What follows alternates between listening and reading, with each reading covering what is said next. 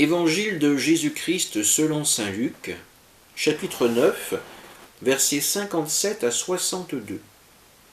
En ce temps-là, en cours de route, un homme dit à Jésus : « Je te suivrai partout où tu iras. » Jésus lui déclara : « Les renards ont des terriers, les oiseaux du ciel ont des nids, mais le Fils de l'homme n'a pas d'endroit où reposer la tête. » Il dit à un autre : « Suis-moi. » L'homme répondit : « Seigneur, permets-moi d'aller d'abord enterrer mon père. » Mais Jésus répliqua : « Laisse les morts enterrer leurs morts.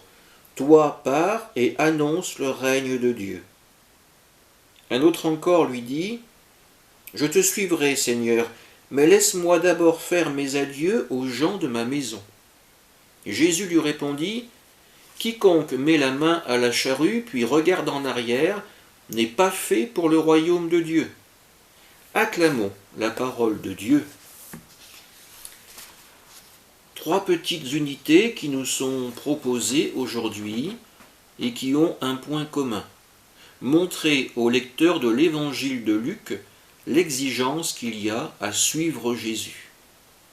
Dans la première, nous voyons la scène classique d'un homme qui désire s'attacher à un maître de pensée, à un maître religieux.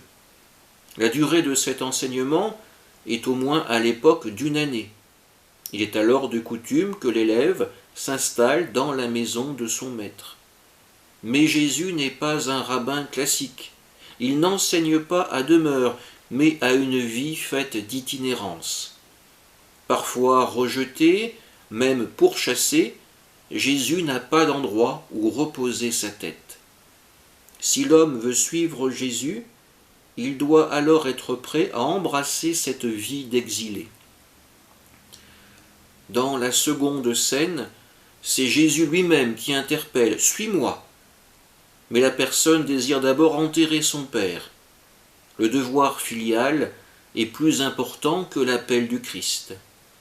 La réponse de Jésus peut nous laisser sans voix. Laisse les morts enterrer leurs morts. Comprenons, laissons les morts spirituels enterrer leurs propres morts. En fait, Jésus utilise cette parole provocante, choquante, pour nous faire comprendre une chose : il y a urgence à annoncer la parole de Dieu. La troisième scène, enfin, nous renvoie au passage du premier livre des rois, avec l'appel d'Élisée, que nous retrouverons au chapitre 19, versets 19 à 21. Jésus, encore une fois, va plus loin dans sa logique. L'appel est prioritaire, et quand on commence à œuvrer pour le royaume de Dieu, il n'est alors plus temps de se retourner pour regarder en arrière.